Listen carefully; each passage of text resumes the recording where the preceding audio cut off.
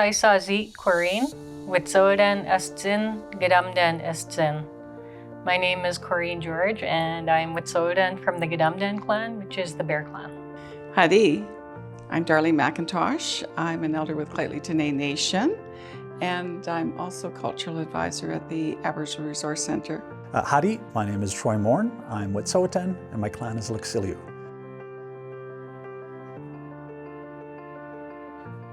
National Day of Truth and Reconciliation is an opportunity for all of us to gain an understanding of the relationship between Aboriginal and non-Aboriginal people in our collective history, to be able to honor and acknowledge the truth as we strive for reconciliation.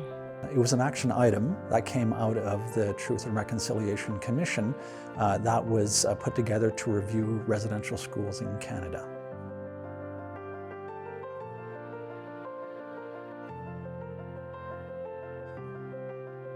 My mother was a residential school survivor from Lejac, and she would tell me lots of little tidbits. I thought, no, my mom's exaggerating, until this came out about the 215 unmarked graves. Everything was taken away from us. We were left powerless. It's like me asking you to take all your clothes off, and I want you to walk down the street. Just think of how you would feel.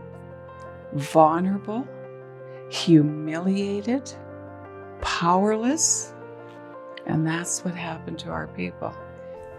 My mother went to residential school, and one of the, I think the lasting impacts for me was when she attended residential school, she was unable to speak Wet'suwet'en, unable to speak the Wet'suwet'en language. So as she got older, when she left residential school, she married and she had her own children.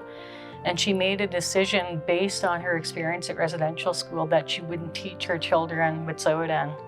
She thought it would be more important to teach her children English. So as a result, up until I graduated from high school, I knew more of the French language than I did Wet'suwet'en. My family was in residential schools, and it still affects them to this day. That impact was felt in my general sense of belonging in Canada and in the communities I was at. I grew up with lots of family. I grew up in my home community of Witset, lots of support. I didn't feel that outside of Witset. I've had to prepare my children for a world and for a community that might not accept them. I've had to prepare them for discrimination and hatred. And I'm sad to say that my children have also experienced that. So part of the National Day for Truth and Reconciliation is that hope that one day, perhaps with my grandchildren, I can prepare them for a different Canada. But we need everybody's help. We need everybody to be active on this work in order for that to happen. You may not have experienced it, but if you open your mind and open your heart to have an understanding of what it means and what it means to the people, and to become allies, because that shows love and kindness to a people that have had such a traumatic history. My understanding is we are still at the place of truth. And while it's wonderful that so many strive for reconciliation and want reconciliation to happen all the time, right away, it's a journey. Reconciliation is a journey for all of us.